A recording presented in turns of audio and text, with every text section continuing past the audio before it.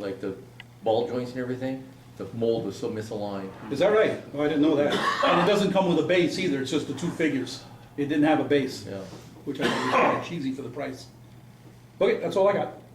Is this Mark's? No, it's fine. No. Yeah.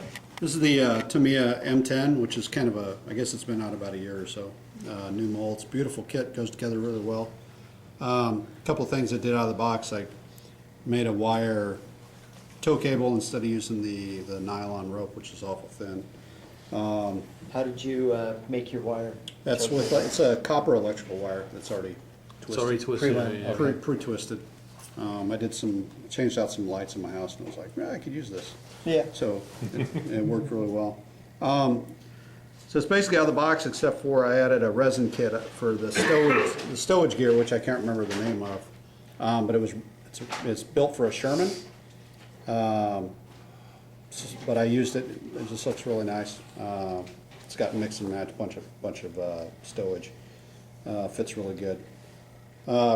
It's modeled for the 601st Tank Destroyer Battalion, and I think they were in Italy and then in mainland Europe during the French invasion.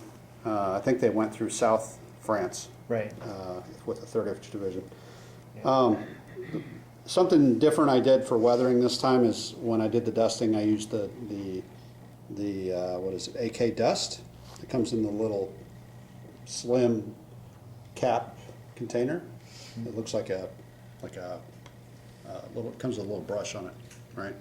Well, Like I took an out, eyelash. yeah, it looks Yeah. like an eyelash thing, but so I took a water bottle cap, and I took the brush out, and then I dipped the paint onto the cap, and then I would take a 00 brush, really tiny one, and then get just enough paint on there, and then I would start to do the dusting around the corners, and then you kind of feather it in. And so it's my first time doing. Normally I just do a wash, right? You do a wash and then you kind of brush it off. But this was a little bit more surgical in approach, and I made sure that I covered all the horizontal more than the vertical, Right. so you get that 3D effect. Right. A couple things I modified was, let's see, where's that? Oh, anyways, the decals.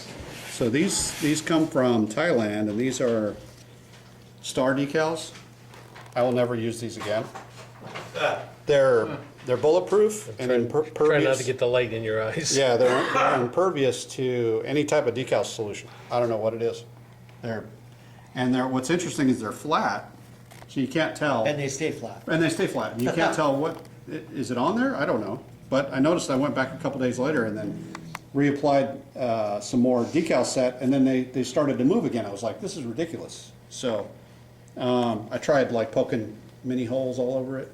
Yeah. Didn't do any good. They don't bend, they don't flex, they don't do anything like that, so I'll never buy the star decals. Wow. Multiple shades of different colors, using like grays, browns. I think I used a blue shade and some of the streaking effect, all oil paints. And then I used different AK soils and filters and what's that powder? The powders, what are those called? Pastels. Yeah, the MIG powders. MIG powders. Yeah, use the MIG powders inside the wheels and stuff like that. Pretty much that's, comes with 4 really good figures, but I bought the Hornet heads to replace the figure heads, because they look a little bit more accurate. And I still have to do the markings. Still got to do the four crewmen, and then I got to do the markings on the crewmen, the sergeant stripes. And then, of course, the third ID that's on the helmets and all that stuff, so. But all in all, it's a great kit, and it's fun doing a little bit different techniques on it with the weathering. Thanks. Nice.